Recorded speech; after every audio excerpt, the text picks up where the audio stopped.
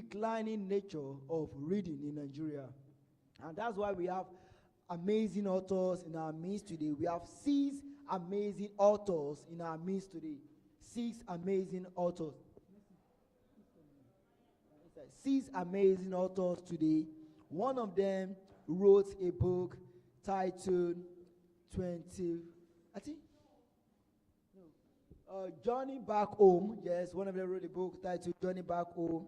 And we have a couple of other books like that. So, why the coordinator brings the authors inside. Students, please, if you have questions, especially probably you're an aspiring writer, you have written poems, short story, books, yes, I can see hands in the house, good. That's actually great. So this is your time to meet, to have a first-hand one-on-one conversation, to have a first-hand discussion, to have a first-hand encounter with these amazing authors in the house. So on my list here, I have 6 amazing authors. I have Matthew Simper, who is actually the author of the Juliet. Is here. It's here. When you look at him, you already know that this is the power of knowledge. This is the house of knowledge. And we also have CM Okonkwo. I'm just giving us the illustration. So when it comes in, we're going to bring them to this high table, and we're going to listen attentively to what they want to tell us, to share their experience, their works, and everything. So, Mercy? Okay, so also in the house, I have the author. I read A Father's Pride. Yes, that was the boat trip we had. I don't even know that she wrote another book. See Morocco. Yes, I remember this one. See Morocco, see Spain. And in the house, I have the one and only Ndidi Elemo, right? A round of applause for her. She's actually in the house, but we are still going to recognize officially. I'm just giving this kind of preference. You guys don't understand the icons in the house. You don't feel the pressure. Can't you feel the pressure? You know, when we hosted about 3 months ago, yes, is it 3 or 4 months ago when we had the boat trip, Father's Pride, and you know, she gave us the detailed message about being a father's pride. And truly, that time it actually changed my mind. I remember I started going back home. You know, I'm kind of that distant home. I don't go like that often. I started going back home to be the father's pride. So that my dad goes, yes, it's my pride. So actually, yes, it's worth to read some books. It's worth to listen to authors. It's worth to understand their shared experience.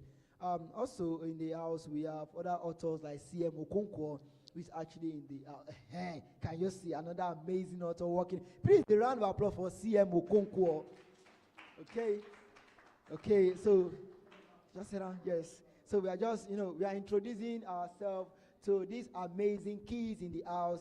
We are introducing ourselves to this amazing talent, the young generations, the leaders of tomorrows, and I'm telling them that I have powerful magic.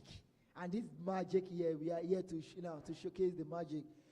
We have 6 authors actually, 6 authors to be called to this panel. Because of the time, let's dive directly, because one of our authors actually run out of time, and she already warned me. She warned me. All right, so for this session, we'll be having, the session is titled Joy of Reading. Joy of Reading. How many of you have read, not because of the book is recommended to you, but because you read the book, because you feel the joy of reading it? How many of you have felt that before? Probably you have a book, you read a book, and be like, this is not because the book was recommended. It's because I found joy in reading the book. Good.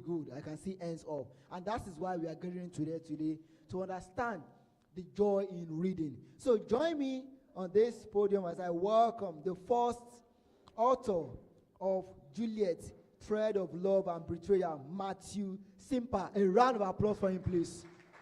A round of applause for him, please. As they come on the stage, we'll be having this amazing discussion on this work. And also to join me, and I love the arrangements. I love this arrangement. I loved it. Okay, so on this amazing list, also join me as I welcome the author of A Journey Back Home, CM Okonkwo. A round of applause for her, please. A round of applause for her, please. Thank you. And also another amazing author in the house, the author of See Morocco, See Spain.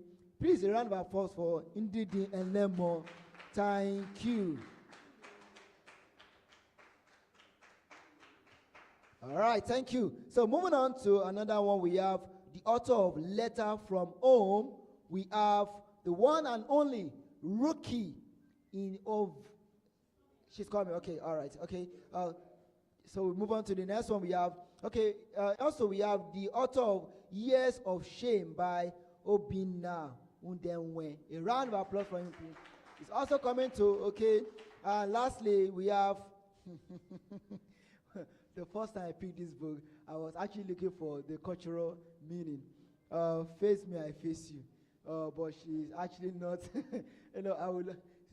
she's actually not on this panel. So let's start this amazing panel. To complete this panel, I need to bring on the moderator who is going to be engaging these powerful authors. Please give it up to Mercy Kilani. A round of applause for her, please. Thank you, everyone. Okay, I think the fourth author is here. The fourth author is here, yes. Yes, thank you.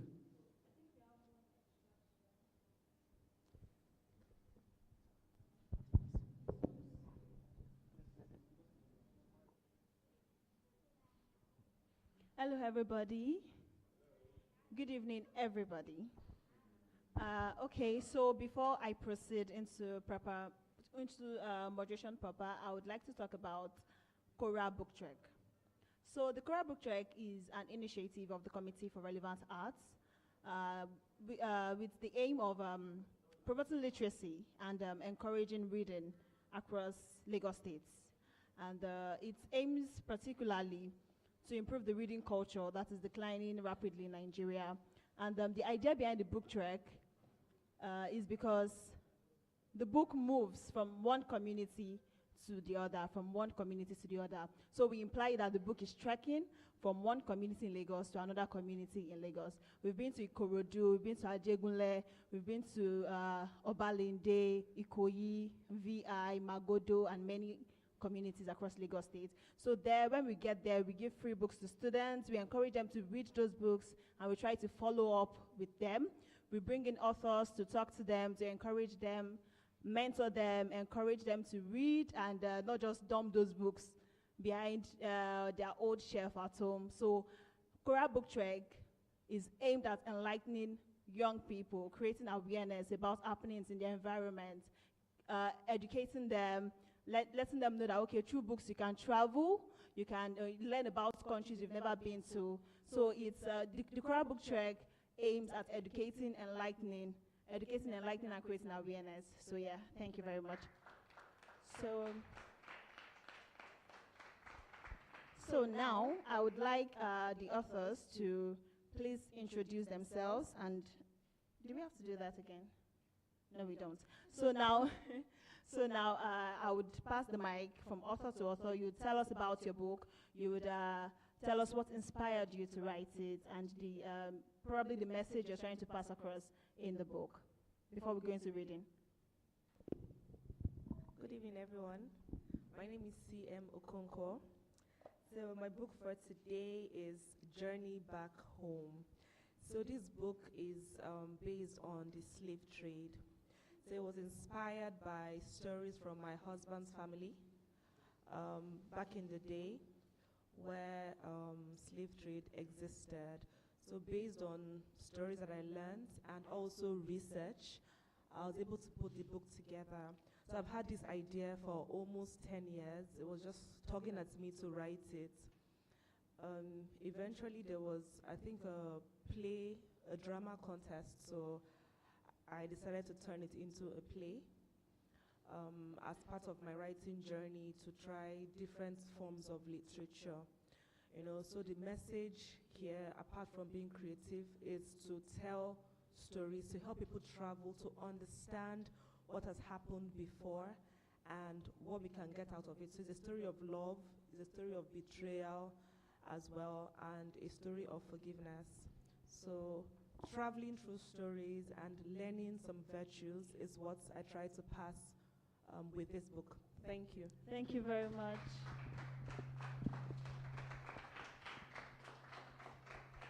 Hello, everyone. It's my pleasure to be here. Okay, this book, See Morocco, See Spain, was inspired by a lot of factors. First of all, my cousin. I had a cousin. I'm saying I had. I'm not saying I have a cousin because I don't know what became of him. He embarked on a journey to Europe through the Sahara Desert more than 20 years ago. We've not heard from him. We don't know what happened. And, you know, that's the plight of so many Nigerians, young Nigerians especially. Not just Nigerians, people from all over West Africa. You know, there's a lot of deception. People deceive them that when you get to Morocco, you just jump across and you're now in Europe. But that jumping across, you might think is a gutter, but it's a whole, the Mediterranean Sea. You know, even the journey from Agadez in Niger Republic to Libya is very hazardous, crossing the Sahara Desert. A lot of people have lost their lives. And in fact, the people who have lost their lives are more than people who actually got to their destination. So this book was inspired by that, the plight of my cousin and the plight of so many other people who are deceived by agents, you know, about going to Europe through Sahara Desert. We call it irregular migration. When you're not able to get the proper documentation to travel, get the proper visa, either to go study or work or, you know, get your permanent residence. Some people decide to use the shortcut, but that shortcut is not actually short. In the long run, people never get to their destination, but the few people who get there, you know, it's just compared to the people who lost their lives, is a whole lot of bad statistics. So that's the inspiration behind See Morocco, See Spain. Yeah. Thank you very much. Thank you very much. Hello, everyone. I'm Ruki Nyabosa. So the book I'll be talking about today is Letters from Home. It's a collection of poems. Basically, what inspired this is I'm very passionate about African storytelling. You know, telling African stories the African way. I think that in recent times, because of Eurocentric critics, I mean, writers like trying to adopt the Western way, trying to write stories that I won't say that doesn't really reflect our culture, but trying to use the techniques that has been introduced to us by the white men, if I'm allowed to say that. So, but I like poems and stories that reflect our cultures, that you hear our names like Igbo, Yoruba, our culture, that inspires that black identity, our pride as Africans, that promotes our culture. Poetry that inspires, because I'm into children fiction as well. So I like writing poems that like a child can read, or anybody of any age can read and be inspired. I think that a lot of times, because of we're so focused on the entertainment and the arts, the creative side of writing and telling stories, a lot of times we have lost that essence of what's that moral? What are you trying to teach? If a child should read this, would the child be inspired? So Letters from Home, like, they are a collection of poems that each poem reflects like the experiences of a typical African. And then you have a part of the book where you have letters to a lover. I think it was a lady like writing letters to her supposed lover. So it's a combination of personal experiences, but told the African way. That's it. Thank you very much. Thank you very much. Hello, everybody. Good evening. My name is Matthew Simpa. Yeah, Juliet is my book, and it's my baby. It's very dear to my heart. Why? It is the first novel I wrote before I began to write like 13, 14 others. But it's the one that I just, published. Now, what motivated me in writing Juliet? I came home one day, and I was living in Lagos, somewhere along Ikorodu Road then. So I saw that a particular boy had been harassed by the children around. I went to them and said, why did you harass this boy? They said he came to my daughter to ask for bread. My wife sold bread then. So I now wondered, why would he ask for bread? So they told me the story of this boy, that, he was actually living with some people and they were maltreating him. It's like kind of child abuse. So I felt for the boy and I pleaded that they should not harass him again, that they should leave him. But I'm a filmmaker and I've been writing screenplays like for close to 35 years or more now. So in screenwriting, you are told that the first point of writing a screenplay is the premise. And what is a premise? You kind of do some kind of a supposition. Now, suppose this thing happens. Then it leads, what will happen if this thing happens? Then you now try to take it from there and begin to wonder what would happen after what happened and after what happened. You get my point? So I now began to wonder, supposing this little boy that is being harassed now grows up one day and his path crosses, my daughter's, and somehow the boy happens to become governor and he marries my daughter, what would happen? My imagination ran wild. And then I began to craft a story around the boy. But actually, I wasn't planning to write a novel. I was planning to write a TV serial, what some people call soap opera. So I came up with the story, and I called a young chap who was beginning to write screenplays then. Said, please help me develop this into a 36 episode, TV serial. And he did. He gave it to me. For years, I tried to raise finance for it. Nobody even, considered it. So sometimes in 2023, I now hit on the idea of turning it into a novel, hoping that by the time it becomes a novel, I could get people interested in now adapting it into a film. So that's just the background, of the book. But actually, it's not the way you conceive an idea that it ends up.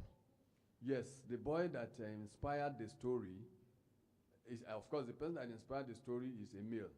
But when we began to think around the story, we now discovered that, well, when you say a male is harassed, it doesn't make much sense. I mean, it doesn't go far. It's like the story of man eats dog and dog eats man, in journalism. So we now decided, let's make it a female. And then let's make it that this female is a kind of an orphan. And the people she's living with happen to have,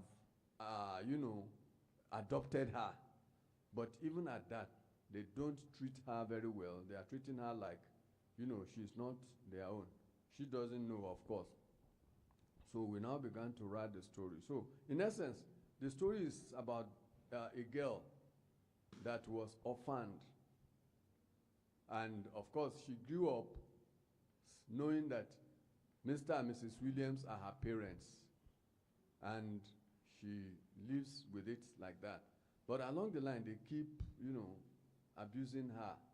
And one day, she got tired of this abuse. She ran out. She was hungry. She found a loaf of bread lying carelessly somewhere. She took it and ate. And then she was caught. So they began to beat her, the people in the neighborhood. So as they were beating her, Cletus Akinkugbe, a journalist, had just lost his job that day. So, and he had to return home early. As he was coming home, he saw a crowd gathered, harassing this little girl. So now went and asked what the crime of the girl was. They told him that he had stolen bread. You people should just look at this girl. It's like she has problem. So she rescued the girl, pacified the people, and then took the girl home. In a nutshell, that, brought him into the life of this girl, and she tried to rescue the girl, but in the process, she got into trouble with the parents, who happened to be politically connected, not just to anybody, but to the political godfather of that environment, who could, move mountains. So in the process, the parents, or the so-called parents, now employed now sought the help of this person, Chief Jola Osho, to help take off the heat, because the journalists began to push, trying to, find out what was really happening and how the girl happened to be like that. So in the course of the event, the journalist finds himself in serious trouble, police harassment, even some goons trying to kill him and all that, But ultimately, he managed to save the girl. But the twist to the story is the fact that this Chief Jola Osho turned out to be fighting himself without knowing it. I won't tell you how he fought himself, because the taste is in the pudding. So essentially, it's just a story of love, a story of resilience, and of course, I'm trying to make a hero out of journalists. I have a background in journalism, apart from being a filmmaker. So my idea of what a true journalist is somebody who fights for society, who takes on a cause and sees it to an end. Okay. Thank you. Thank you very much. Thank you very much. That was very, very detailed. Very detailed. Very detailed. Thank you. Okay, so before I move on to the prominent themes in your books, I would like to say something and probably ask a question for the sake of the young chaps here. So I noticed that 3 of the books are birthed from personal experiences. You said personal experience, you said it was motivated by a personal experience, yours too, and yours. Although yours is centered around cultural heritage and values. So I would like to ask that, how do you form your personal experiences into fiction that we can now probably call faction, because it's more or less like a blend of truth and fiction, something that is true and something that is not, because it was birthed from what you experienced, maybe not personally, but what you experienced through a relative or a family member. So for their sakes, how do you write something that is not entirely true, but can be considered that can also be considered as fiction? How do you pen it down from your personal emotions and feelings without letting your feelings probably maybe get the best of you and just turn it into a memoir? Okay, yeah. Anybody can go first. Okay, when you're writing literature, there's something we call verisimilitude, Yeah. It has to, relate to what actually happens, and that personal experience is not just peculiar to me. Like I said earlier, particularly in relation with this book, it's not just about my cousins. So many other people are still, even as we speak, people are still on their way trying to go to Europe, even as much as the awareness is there, trying to discourage people from doing that. You see that it happens all the time. Yes. So it's easy for me to blend the personal experience, what happened to my cousin. It's easy for me to blend it into a story, because a lot of people can relate with what I've written. A lot of people can relate with what happened. And the circumstances, when you read the book, is what happens along the way. It's fiction, quite all right. It's fiction, but this is the reality of what happens. People trying to make that journey through the Sahara Desert, the troubles on the way, the difficulties, the deception of agents, And I want to use this opportunity to tell young people, whenever somebody is talking to you and tell you, please, don't tell your mom, don't tell your dad, please, run away from such a person, because this is what the agents will do. Oh, they want to isolate their victim. They want to tell them, don't discuss with anybody. Village people, they can spoil your journey, this and that. But because they know they are not telling you the facts, they know they are not telling you the truth. So, that verisimilitude is there.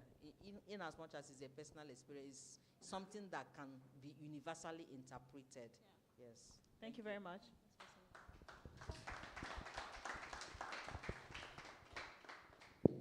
Okay, so for me, my understanding of faction is having time, place as real, and then characters and some stories as fiction. So it's like a blend. So for this journey back home, it's not entirely my experience. So it's based on true events as opposed to experience. So it was just my husband and his cousins talking about an event that happened in their family years ago, and they were laughing about it. So my head was just spinning that this is an amazing story. Why has it not been written? You know? So it's just, in fact, I think they were teasing one of them that, oh, you look like someone from the former generation that was kidnapped. They were joking about it, but I thought it was something very interesting.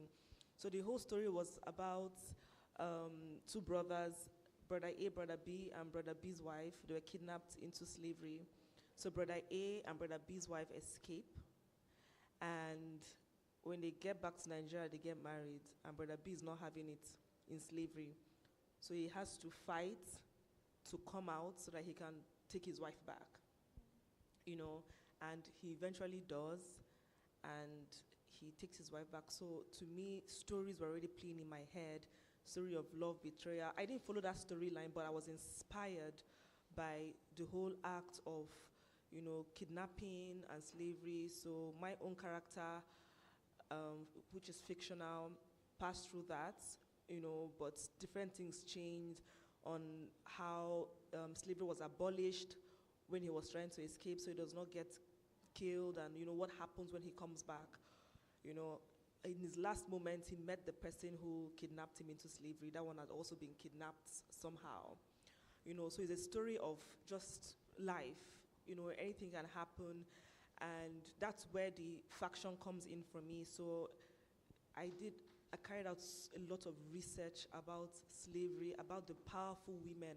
So there were women back then that used to drive rescue missions, you know, that I did not know of. So women were given the privilege of going into the armory, you know, to clean, to take food. So they would hide arms and take it back to the slaves, and then they would try to rescue some people. So many research. So it's true life story, but the characters, the plot is fictional. So it's just trying to teach that this is what people have gone through, people have survived, people have helped, people have made an impact, and at the end, there's always room for forgiveness, for you know, coming back home. So that's what I was trying to build with the story. But to me, faction is more of time and place story, but characters are now the ones that drive, that fictionalize and drive a different story. Thank you very much. Okay, the question, although the question does not really relate to you and your book, because I realized that your book is centered around cultural heritage and cultural values, but how would you like to talk to the young people here on how to write and you know, express themselves through the cultural heritages around them? Like, okay, when you go to a museum, you see something you like, how can you write about it? Okay, the poems here, they also reflect personal experiences. Like I said earlier, wow. In fact, the poems are divided into two sections. You have obviously the title Letters from Home. Then you have Letters to a Lover, okay.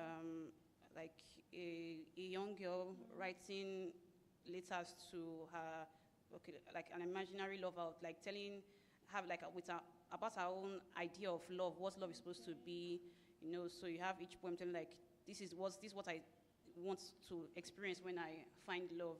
So then, concerning the issue of personal experiences, I think that for young people, and especially the ones seated here today, whenever you want to write or share a story, and I know that because of a lot of things that you see on social media and TV these days, you want to adopt a certain narrative or a certain style that you see.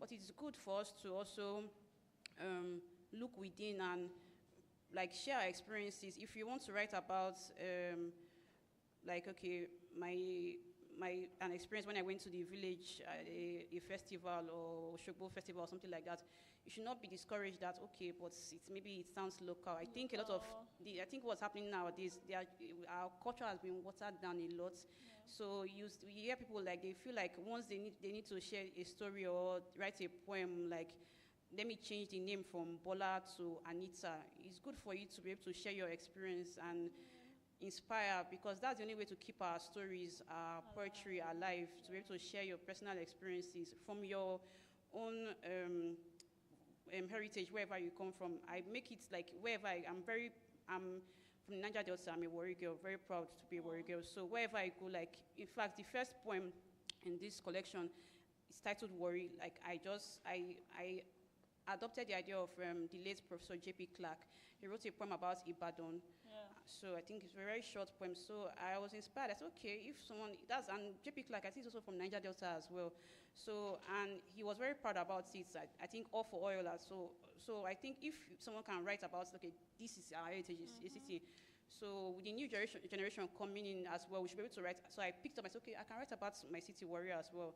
And then even one of the poems here, He Who Dares, I was trying to inspire, like, from a personal experience that I went through. Like, I looked for a lot of people to inspire me, but I didn't get any. So I felt like, okay, now that when I finally found inspiration, I said, okay, I can inspire someone as well. So, especially since I write children fiction, so I wrote He Who Dares, like, okay, for someone that if you dare to be somebody like this, so when someone is reading that, you can be inspired. So that's it. Thank you. Thank you very much, Pastor. Yeah, please, am I still going to talk on the faction, or what did you call it? Yes, but very short. Yeah. Okay, you know I can talk. Because it is basically because the reason why I asked this question is because so many young people experience different things in secondary school, in their classes, with their friends, but some of them do not know they can easily form these experiences into a story, into fiction. That's why I'm asking this question, so they can easily learn from it. Okay, so basically, in writing, you are supposed to write about what you have passion for. And of course, as a writer, you have a mission. You want to impact on people. So that's why sometimes it's good to, depend on your experiences, your experiences that are relatable. I discovered that what I go through have a universal, appeal. I mean, it's universal. It's not peculiar to me. So if I can find a way to write about them, and of course, create a framework that will make it inspire people, then of course, I would have achieved something. Like anybody who finds himself or herself in the situation that Juliet found herself now, would know that certainly there is hope for her.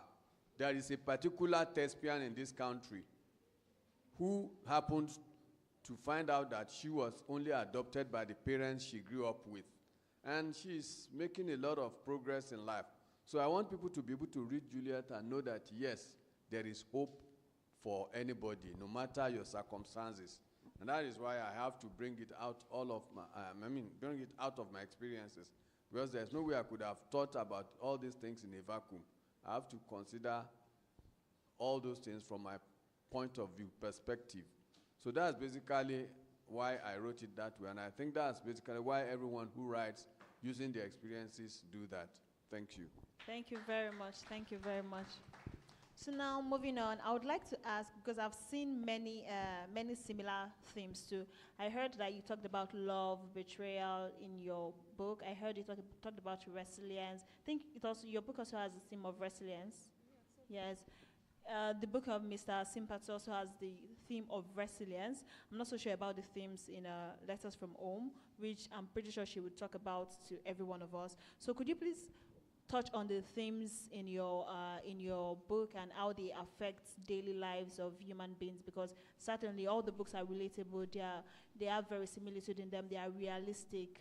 People can easily relate to them. So can you please touch on just touch on major themes in your book and how they relate to the human life and how they improved the characters in your book?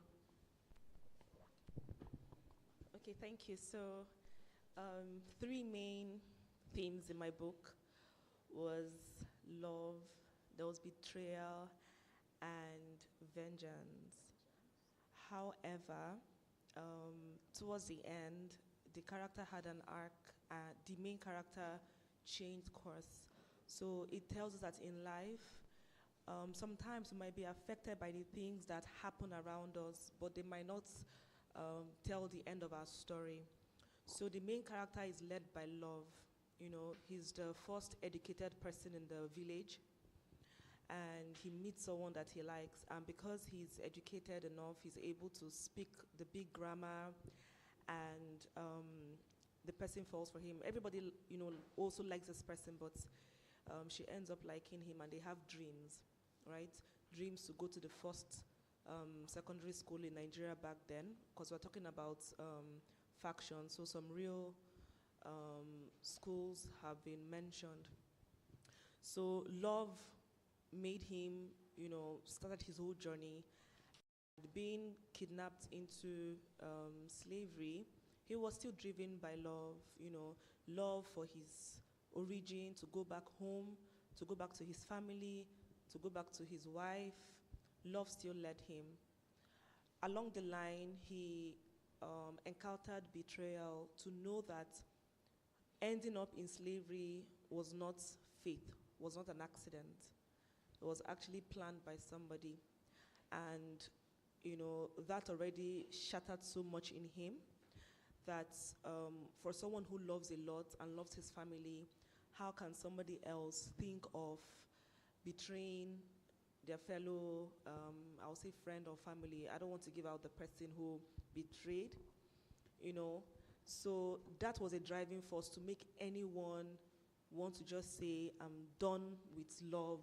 You know, if they don't love me back, why am I loving? You know, and then they start thinking about vengeance. I want to pay back. You know, if this happens and I'm free tomorrow, I want to pay back. But along the line, you meet other people, you encounter different things, different other experiences from other people, and then you realize that it's not worth it.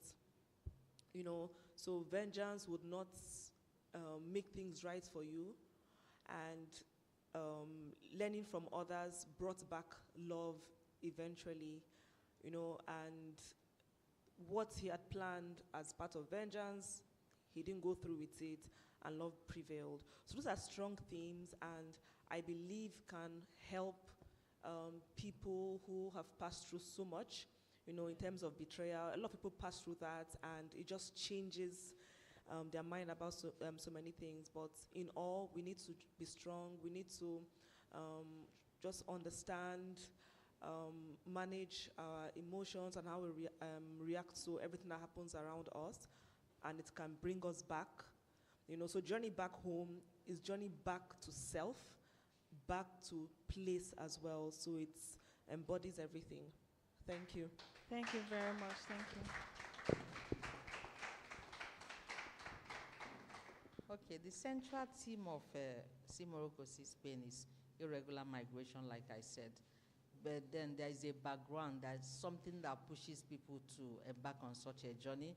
And I think there's a central theme of poverty, you know, because these people is a group of people who made themselves on the way, on the journey. Some started the journey together, but along the line, some made themselves on the way. And, you know, you could see poverty playing a role in making people to want to take upon such a dangerous journey. You know, it's poverty that pushes people. And some of them, you know, is emotional trauma. Some of them have gone through a lot of traumatic experiences, and, you know, it's like a journey to heal themselves. You know, one of the characters, she underwent a very traumatic emotional issue, and then for her, that journey is like a journey to healing, a journey to, you know, therapy and all of that. But we see poverty, and we also see the theme of betrayal, friends betraying themselves, and then another major thing is friendship, the bonding that comes with friendship, you know. So these are the major themes in Morocco Spain. And at this point, I want to add that this book won the Chinua Achebe Prize for Literature for 2025, in case you don't know. Yes. A round of applause now.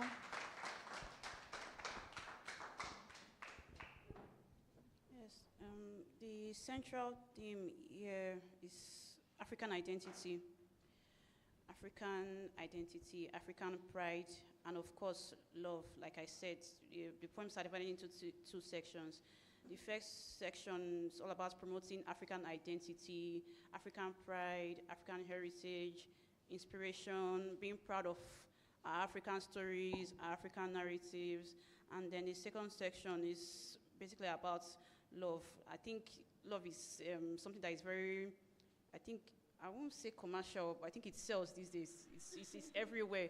It's like, especially for us Africans or Nigerians, when you see most of the majority of the things that we watch in our movies these days, especially for our Nigerian stories, that's what sells.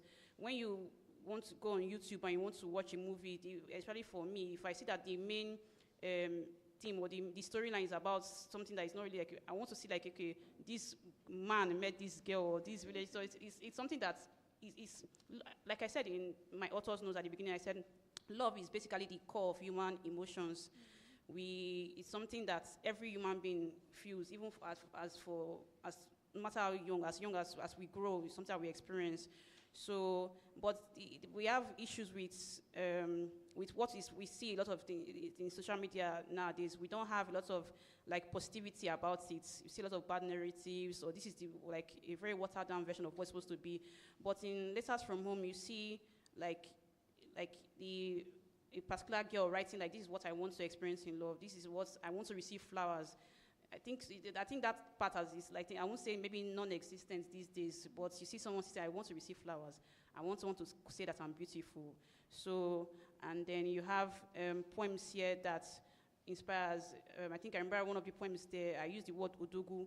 I think it's a very popular word that we use. Yes, there's a poem there, like we have, whenever you hear the word odogu, you experience this, you just imagine a very notable, a rich man, like a prominent person. But in one of the poems, I kept on like repeating it, like in one of the lines, like, you are odogu, like you can be reading it and you're telling yourself, me too, I'm an odogu my own, by myself, as I'm, it's like you inspire yourself that this is like, so when you hear the word odogu, it's something that you relate with, like it's something that you hear, and especially because we did that movie that is very popular now, so anybody can read it as, okay, these are the, but nobody really knows like the attributes, the characteristics of what an odogu is supposed to be like, but you can tell yourself that, odogu is supposed to be someone that is well respected, prominent, so these are the kind of, okay, that means me too, I'm odogu on my own, so it's inspiring. So promoting African identity, African pride, and love. Thank you very much. Please pass on the mic. Well, love makes the world go round, isn't it? So we are all talking about love. Well, in my own particular case, I like to give things, kind of twist. So even though the main theme of this book is love, it's not just the ordinary kind of love. It's one, forbidden love. Then we have what among Christians is known as agape love. When you love, despite the fact that there's nothing in it for you. So we have the forbidden love in the aspect of the girl, the mother of the girl, and then the person who eventually is the grandfather of the girl. Now, it's also talking about the implication of such a thing. We all know that in Nigeria, if, for example, a Yoruba person brings an Igbo person home, the reaction is going to be somehow, Abi. Yes. Now, bring it back home. If a Yoruba person brings an Ebira home, the Yorubas will understand what I'm talking about, because I grew up in Yoruba land and I know what I went through. Ebira are 4 people. So that's what happened, that's the central theme of the book. The girl's mother fell in love with an Ebira person. So, and the father, being a core Yoruba person, said, no, over my dead body. So the lady ran away from, tried to elope with the guy, and somehow the thing didn't work out, but she had already got pregnant, and she had the baby. She died later on. And of course, the girl ended up being adopted. So that's one of the main themes. Then we have, child abuse. Somehow I found myself liking the idea of, writing about child abuse. I didn't even know that I was going to still marry somebody who is involved with, child cases and all that. My wife is the director of Children's Services Department at the Ogun State Ministry of Women Affairs. So when I was writing, it's like I was writing what she was going through. And you know, now that we are together and I see how she works, in fact, I share her passion and I like it. So that's one of the central themes. And then, of course, you know, in Nigeria, we don't have, I don't know, I think we don't have heroes, or we hardly have heroes. So heroism is also another, you know, theme that I tried to explore. How about somebody sacrificing for someone else, putting aside his own life and pursuing, you know, a cause that he knows might even cost him his life? And of course, that's where resilience comes in. Personally, I like to see myself as Mr. Resilience. Because I produced a project, a movie in 2020.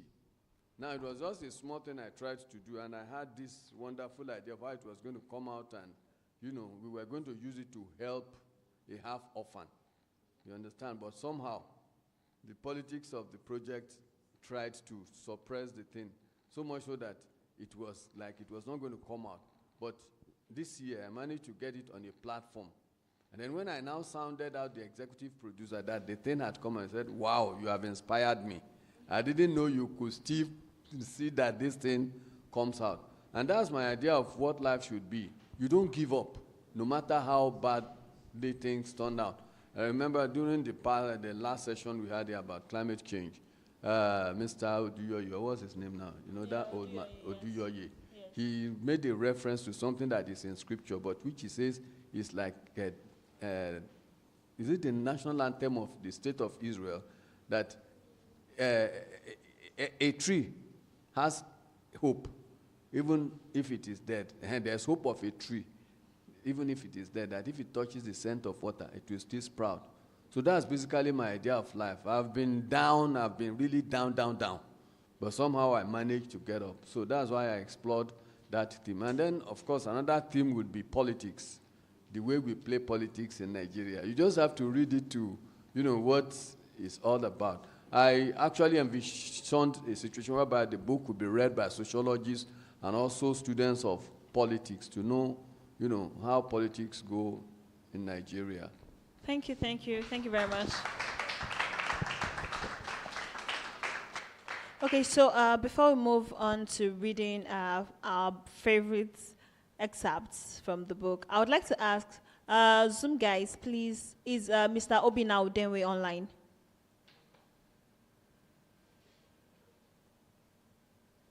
Is he? He's not. Oh, okay. Thank you very much. Okay, so we'll move on to reading excerpts from our books. If you have a favorite passage, you can.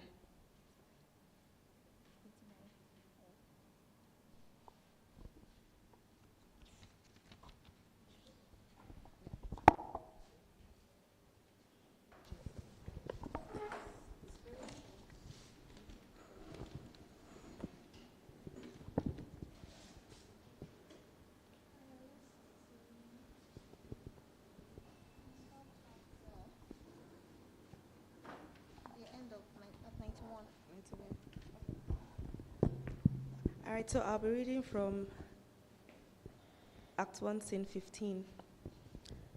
Same day, evening time on deck.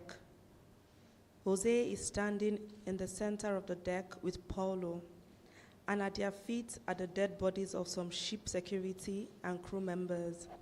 Slave women and children are kneeling at one corner of the deck. Stacks of dead slave men and women are lying beside them. Eduardo enters, followed by Antonio, who is dragging Babalola. He throws Babalola at the center of the deck beside the dead ship security and crew members and kicks him in the stomach.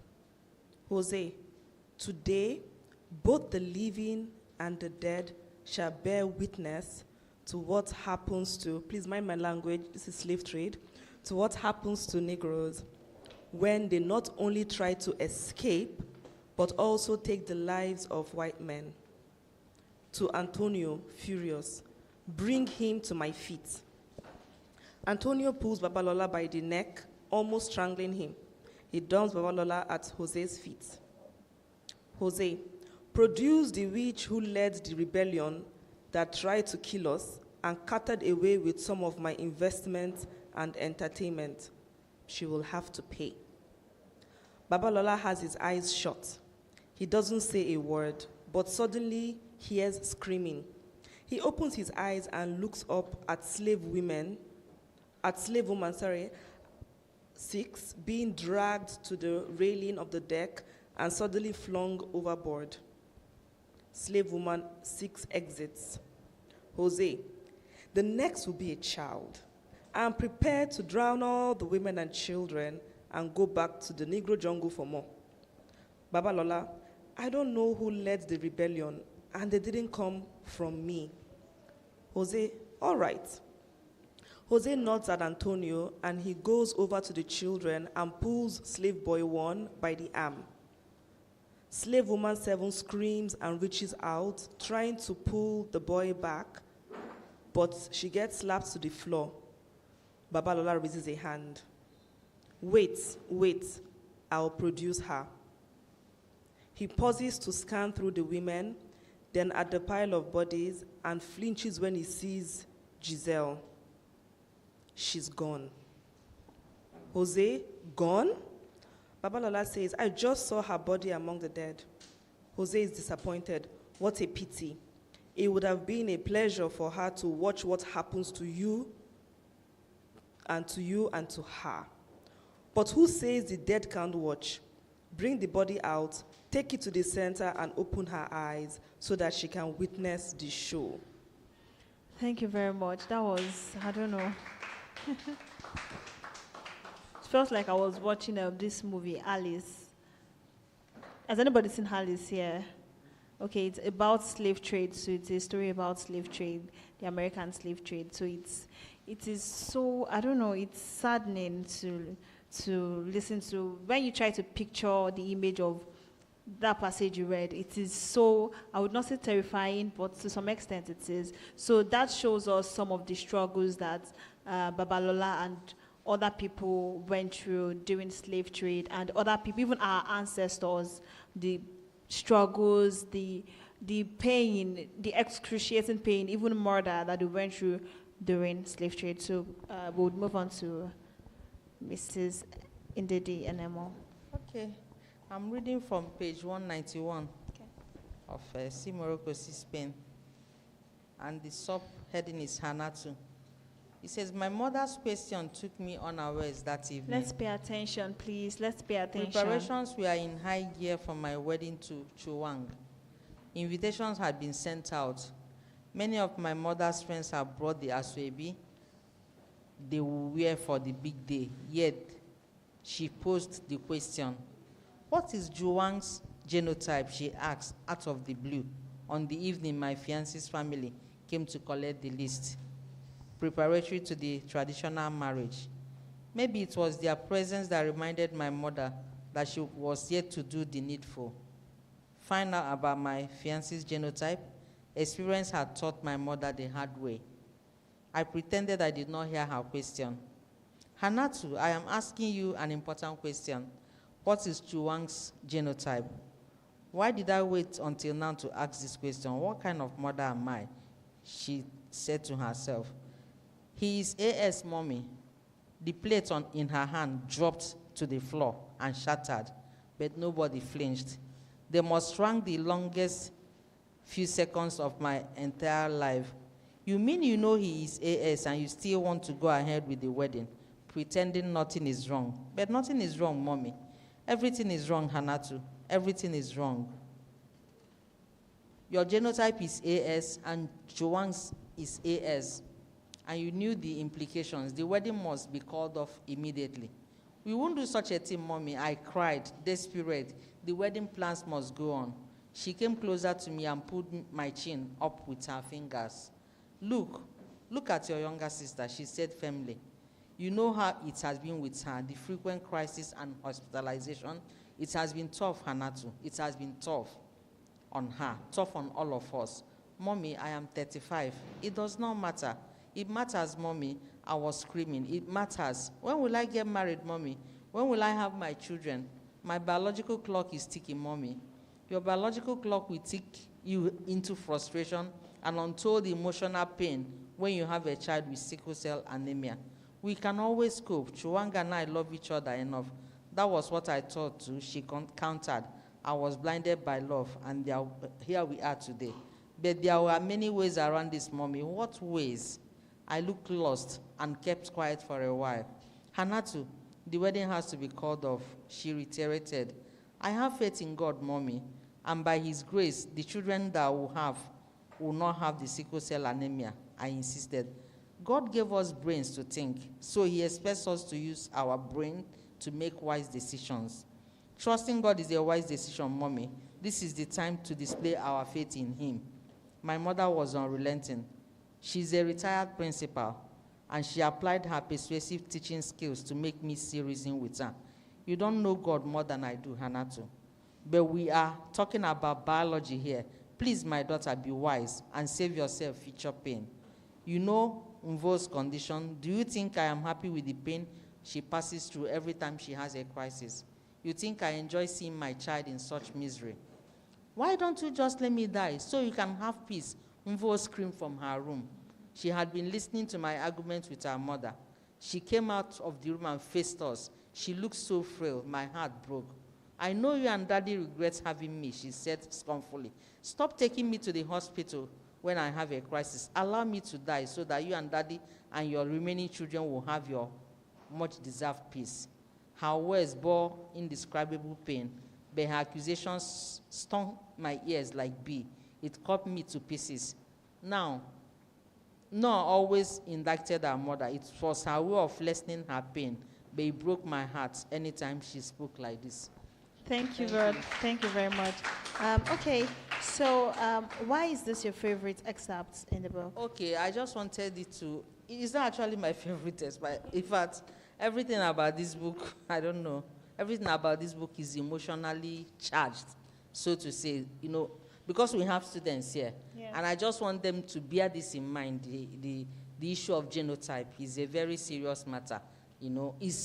It hurts me to say this because maybe some of us, we have such people, warriors in our families, but we have to keep on passing the message, you know. So because we have students here, I just want them to know in future when they want to get married, the first thing, you have to know the genotype of your suitor, the woman or the man you want to marry. And if both of you are AS and AS, it's better to, you know, call off the wedding. So I'm just saying, I read that because we have young people here. It's always a way of educating, you understand? So that's why Thank you very much. Thank you. And remember I said that in this book, most of the things that happened that pushed the characters to undertake the journey, some of them were emotional trauma, like this girl. Eventually the wedding didn't take place, and so many other things that happened that made her to, you know, want to run away from Nigeria, yes. Thank you very much. Thank you.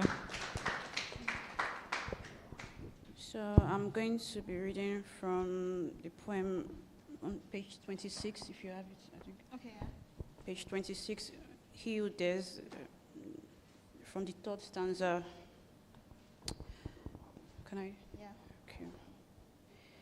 He who dares, he who is rare cannot afford to fail. Should I continue? Because your ordination has been blessed by the ancestors. Your victory has been blessed by your predecessors. Your star may be tested by the oppressors, but your victory shall be seen by men of all colors. For he who dares, defeat is unacceptable, failure is inexcusable, backward is inexplicable. Let the spirits that quickened our forefathers, spirits of Ken Saro-Wiwa, Nelson Mandela, let that spirit be born into you now. Let it bind with your soul, as kin to kin, brother to brother, father to son, the spirit of a fighter, the spirit of a winner. He who dares, he who is selfless to the cries of his people, he is fearless in the face of battle, knows no weakness in the face of trouble. That when you walk through fire, the flames will not burn you. That when you walk through the storm, the waves shall not bring you down.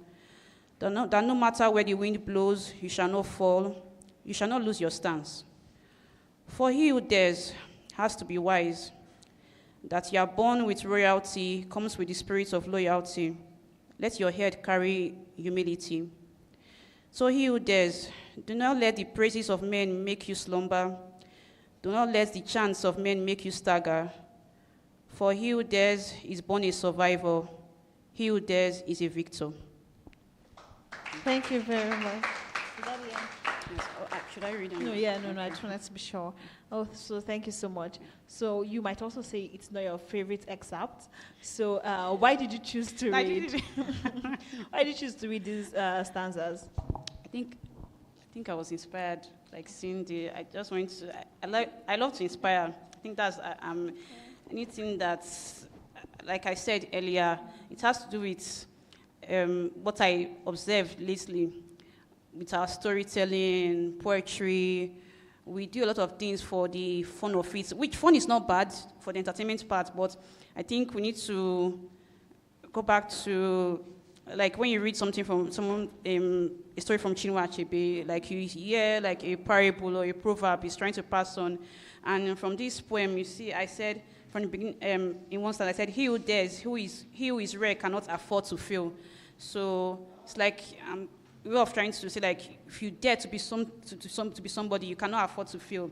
For he who dares, defeat is unacceptable. I think a lot of times when we see things, we say it's normal now, life goes on, we move. But we need to start telling ourselves that defeat is unacceptable. Like, it's okay to say, I cannot fail. And like what he said, something that I think he said something about we don't have lots of heroes we look up to, but it's still good for us to remember our past heroes. Like I said, that the spirits are quickened our fathers, the spirits of Ken Saro-Wiwa, which is a very, an activist, Niger Delta activist. I consider him a hero in some extent. Nelson Mandela, I think we all know who Nelson Mandela is. But because of what we see online these days, we maybe, I won't say like I said, like we don't have a lot of heroes, but it's also good for us to remember people that have inspired us in the past with their stories, people that we look up to. When you say, okay, I want to be someone like Nelson Mandela, or so you let that, because we all have that, we share that African heritage. So I said, let that spirit be born into you now. Let it bind with your soul, as skin to skin, brother to brother. As Africans, we all have that history to be great too. We share the same, not necessarily the same gene, but that heritage with people like Nelson Mandela, Ken Saro-Wiwa. So it's good for us to remember that we are cut from basically from the same clothes. So if those people can be great and can speak up for their people, young ones too, and us, every one of us here in our communities, we can speak up for different issues that bother us as Africans. Thank you very much. Thank you very much. So Obina Odenwe is online now. He's not online anymore. He came online and went back off. Oh, okay. So we can move on to you. Yes, so I'm picking chapter 9 to read. The sitting room exuded an air of elegance with its well-decorated furnishings. Soft sunlight streamed through the windows, casting a warm glow on the room. Mr. Williams sat on a plush sofa, his attention fixed on the television playing in the background. Chief Jola descended the stairs, his presence commanding respect. As he caught sight of Mr. Williams, he acknowledged him with a good nod. "Chief," Mr. Williams greeted. "Patrick," Chief Jola replied. Mr. Williams stood up, displaying deference to his superior. "Good morning, sir." "How are you?" Chief Jola inquired. "I'm fine, sir," Mr. Williams replied. Chief Jola gracefully settled onto one of the sofas, his expression grave. Something weighed heavily on his mind. "Patrick, how could you allow this to happen?" Chief Jola's voice carried a note of disappointment. "One of my boys at the secretariat informed me this morning. How could you have allowed something like this to become public?" Mr. Williams's face contorted with concern. "There is one journalist who calls himself Cletus. He has been causing trouble over the past few days. He's the one that took the matter to the ministry." A furrow formed on Chief Jola's forehead. "You know we can't allow this to become a big issue. Remember what we have planned. If we do not curtail this as soon as possible, you know the consequences." Understanding the gravity of the situation, Mr. Williams replied, "I understand, Chief." "I will deal with the ministry," Chief Jola declared, determination flickering in his eyes. As for the so-called journalist, he needs to be dealt with too. Mr. Williams nodded in agreement. I agree, sir. Just as they were about to delve deeper into their discussion, a knock interrupted their conversation. Mr. Williams moved to answer it, but Chief Jola assured him, "Oh, don't worry." Curiosity piqued. Chief Jola made his way to the door. He opened it to reveal Richard Mann, a distinguished man in a tailored suit. "Good morning, Chief," Richard greeted respectfully. "Richard, how are you?" Chief Jola replied warmly. "I'm fine, sir," Richard replied. Chief Jola gestured for Richard to enter, welcoming him into his home. The three of them made their way to the inviting sofas. Richard extended his greetings to Mr. Williams. "Good morning, sir." "Good morning," Mr. Williams responded politely. Chief Jola settled onto the sofa, signaling Richard to take a seat. "I shall take my leave now, sir," Mr. Williams announced, sensing that his presence was no longer required. "Okay, Williams. Cletus, right?" Chief Jola confirmed. "Yes, sir, Cletus Akinkugbe," Mr. Williams replied. "We will talk more on the phone," Chief Jola instructed. "All right, sir. Goodbye, sir." Mr. Williams bid his farewell and exited the room. Now alone with Richard, Chief Jola shifted his focus to the ongoing investigation. The man was helping the chief find the chief's daughter, who went missing about 16 years earlier. "Richard, how are things?" "Fine, sir," Richard replied, his tone betraying the weight of his task. Chief Jola leaned forward, his eyes filled with concern. "So, how is it with your assignment?" Richard shook his head, expressing the enormity of the challenge. "Sir, I must confess, this is one of the most difficult tasks I have ever carried in my career." Thank you very much, sir. Thank you. Thank you very much. Okay, could you please tell us why you chose to read this particular excerpt? Yeah, this is the most crucial, chapter of the book. Okay. If you paid attention, you notice that this book sums up the entire plot of the book. Now, we have learned here that somebody is trying to rescue a girl. Then the person, that Mr. Williams, is the purported father of the girl. And then we see that Chief Jola is a politician. And of course, we have been able to establish that there's going to be a lot of covering up and a lot of, intimidation. Then, of course, somebody comes in, Mr. Mann, who has been on an assignment for the chief. So you discover that we have established the fact that the chief also has somebody he's trying to find, who eventually, like I said, turns out to be, the girl. So the chief is actually indulging in what I would call literal flagellation, He's actually punishing himself without knowing, so fighting himself without knowing. So that's why I chose to read this particular chapter. It gives an idea of the entire story. All right, thank you very much. Thank you very much for that. Okay, so is Mr. Obi now online now? No. Okay. Okay. So I'm going to take this question, and I am particularly asking this question because of the young chaps we have in here, like I said earlier. So I know we probably have some people here who have started writing something. Probably it could probably be a poem. It could probably be you just journaling every day. It could probably be that you have a diary where you write out maybe everything that happens in a day, in a week, or in a month, or in a term of school. So how can you advise them? How do you advise these young writers we probably have in our midst, or those who are listening to us online? How do you advise them to hone their writing skills, or to encourage them regarding their writing, on their writing journey, or about their talents? Okay, thank you. So to earn the skill, I would say to continue writing, to read a lot as well. So when you read, you learn. So read what others have done and you learn. Secondly, you can send your stories in for competitions. So I did that a lot. My earlier days of writing, I won a few contests. It encouraged me to write more, to read more, and to just put my work out there. So whatever you have, share it with others to read and to learn, enter contests, and read. So I think you'd all do well if you go through that path. Thank you very much. Thank you. So I think that the most important aspect to take note of if you want to go into writing is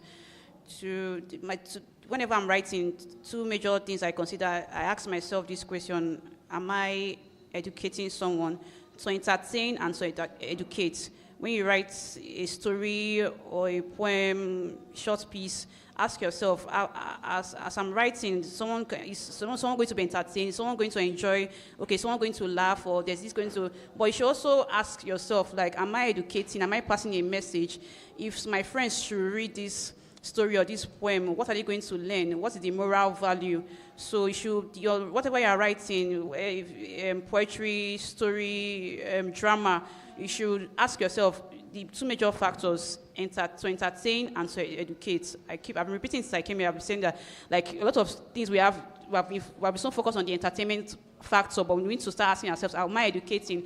If someone should pick up my work, is the person going to learn something, like, or going to connect, like, what's the moral value? Am I entertaining? And if you want to tackle a very serious issue like abuse or whatever, or like something in your community, we should learn to use the technique of humor these days. I think a lot of times why people don't take note of our serious issues is that we are failed to like to move with the flow of the social media.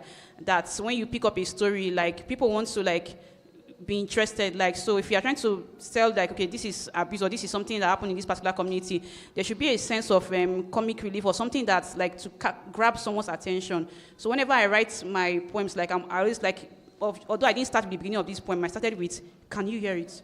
Doom doom. So from that, can you hear it? The person is already asking, hear what? Hear what? So it's like, whatever you are writing, you should be able to capture your reader's attention from the very first line, from the very first stanza. You should have your reader intrigued, and so you should ask yourself to entertain. Am I entertaining? Am I educating as well? Because I also write for the Ministry of Education in Delta State, so no matter how interesting I want my story to be, I need to ask myself, am I passing on a message? Am I educating? Thank you very much. Thank you. This person, Mike. It's very short. We are kind of pressed for time. Okay, now the thing is, just to recap, I went to my homestead and I discovered I still had some books there. Part of the books I discovered was, a note I took sometimes ago. So my mother and my father, they discouraged my writing, but I still persisted. So one, if you want to write, the important thing is to have what is called compulsion. Then two, the best way to write is to keep writing. Even when you don't write well, don't mind. When I started writing, I was actually trying to copy other writers like Harold Robbins, James Hadley Chase, and all that. So my writings were not original. But over time, I developed, my prose technique and all those things. And of course, you need to read far and wide. When you read and absorb all these things, by the time you are writing, it comes out of your subconscious. Then, of course, like she said, you must have a mission. You know what you want to, you must have a message that you want to impact. That is how your writings can be very, very powerful and, resonate with people. Thank you very much. Thank you very much for that. So is Mr. Obina online now? Is Mr. Obina online now? Yeah, could you please put him on?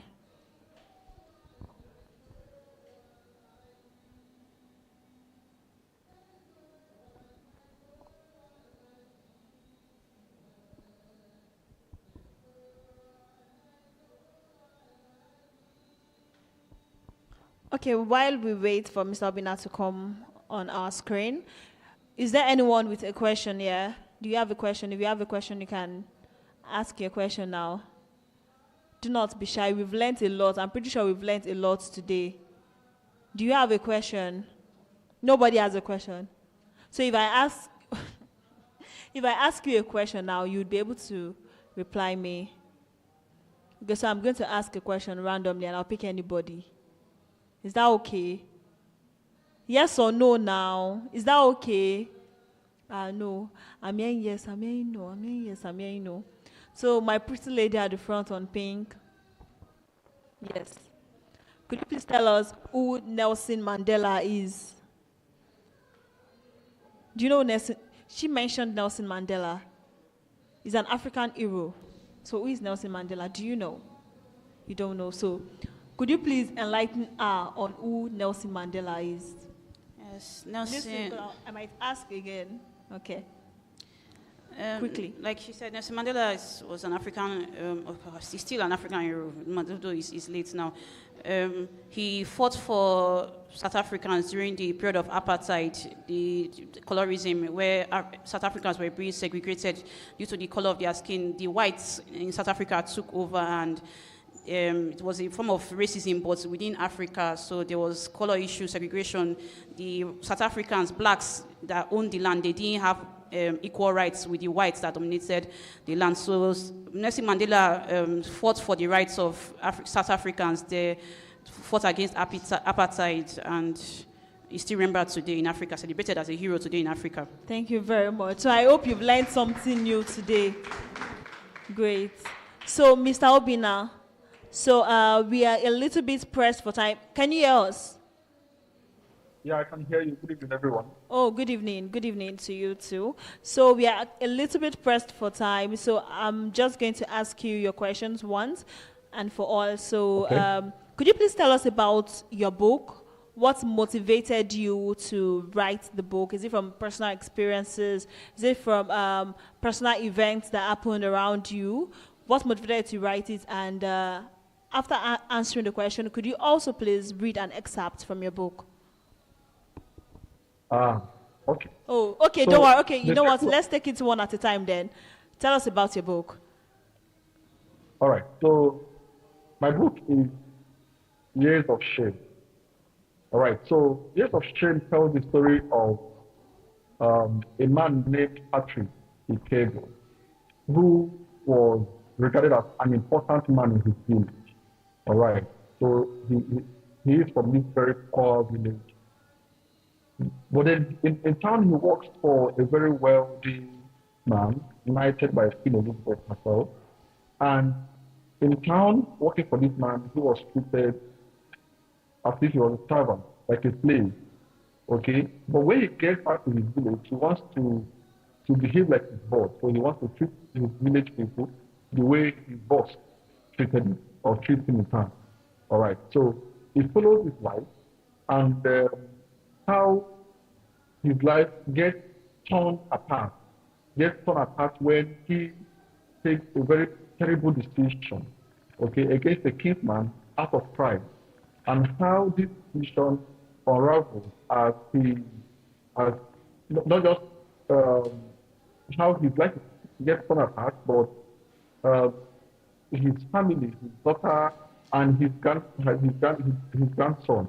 So it follows the life of the man, Patrick Ikebe, who was an important man in his village, but takes a decision that affects not just himself, but his entire family and his generations after him. Okay. So basically, what Years of Shame tries to do is to paint a clear picture of the Abakaliki people in southeastern Nigeria shortly after the war. All right. Now, after the war, or even before the war, okay, most Igbo communities and villages were occupied by the Abakaliki people. Okay, so from the 15th century up until the 20th century, 1960, 1970, the Arab people had a lot of dominance in the area. So in most places where they lived, they treated the people, they exercised strong hegemony. All right, so they treated the people as if they were nothing. All right, so what Years of Shame has tried to do is to draw attention to to this aspect of the Igbo people, of the Igbo life, the Igbo history, and then follow the activities of the Arab people in these places they live at that time.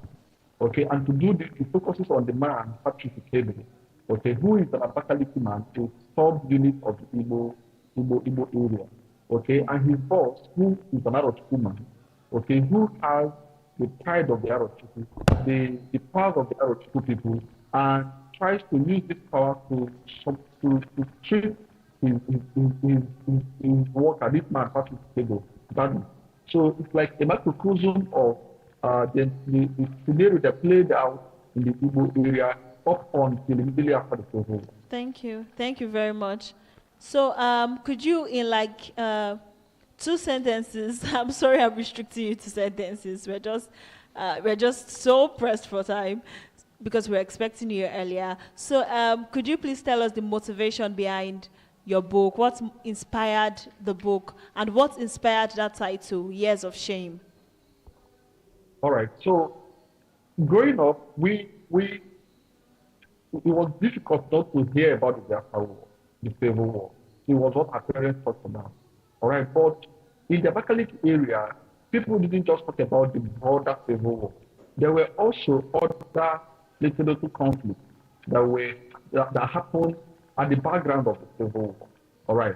I don't know if you've read New York, My Village. So if you read New York, My Village, you realize that there is this community or a sub-unit of in Akwa Ibom that also experienced the Civil War in very terrible ways. So in the Abakaliki area, while the war was ongoing, there were also killings.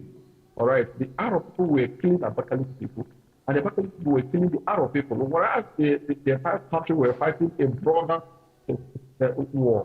So I wanted to draw attention to this, to use Years of Shame to highlight the experience of our people, okay, in the hands of a dominant group, all right? Because many people, perhaps yourself, think that in the Igbo area, you just have one ethnic group.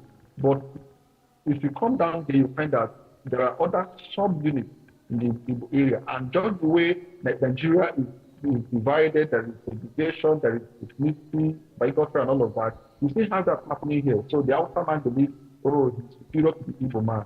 The Igbo man believes he's superior to the Yoruba man. The Yoruba man believes he's superior to the Efi, or the Bibi, or the Tiv. That's how it is. Also, when it comes to the Igbo area or the larger Yoruba land, Sorry, Mr. Obina, who believe they are superior to others. You've exceeded 2 sentences. Okay, so could you please read a very short excerpt from your book so we have an idea of what the story is about? A very short one. Okay, so Years of Shame. Okay, one of the strongest. All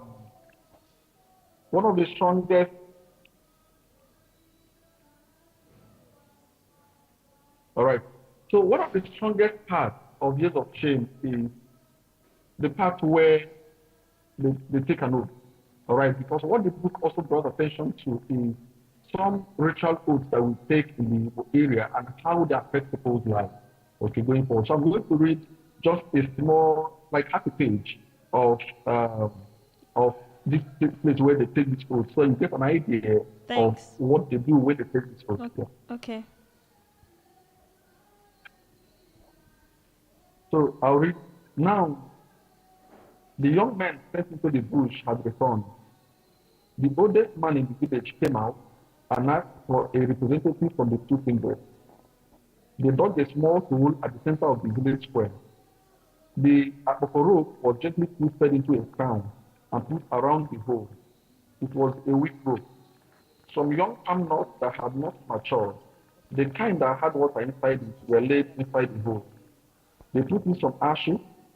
Some small yams were laid around the hole, signifying loss of wealth. Then they put in some mayflower for the palm fruit. Next, they brought a day-old chick, tied its wings, and tied its legs, while the chick squeaked weakly. Some feather-hatted men had tears in their eyes. Goosebumps were on everyone's skin. It was an experience not witnessed every time. it may not even be witnessed in one generation. So everyone's trained to see, to hear, to observe. Yeah, so the part I've read is a part that describes what happened when they want to take an oath. So if someone is accused of a terrible crime in this part of the Igbo area, so he is required by the community to take an oath. So they dig a hole, get a day old sheep, tie its legs and tie its wings. That way, if you are the one who is guilty, it means that your wings and your legs are clean. And it affects you, not just you, like I mentioned earlier, but your children and your children's children. So they continue to experience misfortune over and over again. Thank you very much. A round of applause for Mr. Obina. Thank you very much. So we have come to the end of this session. I really wished we had enough time to engage Mr. Obina well enough, because I love the particular topic his story is centered on the Civil War. It's amazing because I love that there are so many authors now exploring the idea of the Civil War, what happened then, how the experiences that different people have. I love that there are different perspectives on it now, and I really wish we had more time to engage you. Hopefully in subsequent Quora book treks, we'll be able to bring you on and have you speak to young people about your book. Thank you very much for joining us. Thank you very much, Mr. Matthew Simpa. Thank you very much, Ms. Ruki Novosa. Thank you very much. And could you please tell people where they can get your books if they want to get them, the older audience? Yes, this book is on Amazon. And it's also on a platform, a local platform known as Eton Global Publishing. www.etonglobal.publishing. We all know Amazon, but if you want it, like I have it in my hands now, you can always order directly from me. It's 6,000 naira, just 6,000. Yes, the ebook is available on Amazon, but I think I'll leave some copies with the Quora book trek, so if they want a copy, so I'll leave some copies available. So you can order directly from me or the Quora book trek people. It's possible, right? You can also get copies from Quora here, okay? Thank you. 1,500 naira. Okay. So I know See Morocco, See Spain, and Years of Shame can be gotten from Purple Shelves bookstore. How much is it, please? 10,000 naira.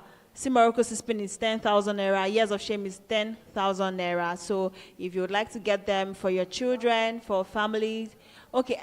CM Okonko's book, I'm not so sure how much it is and where you can get it, but I'm pretty sure it's on Amazon. Yes, it's on Amazon, but I do not know the amount, I do not know the price, but you can check it out on Amazon and get it if you would like to read it. Thank you very much for being attentive during this session. Thank you very much. It is time for photographs, please. Shegun, TOJ.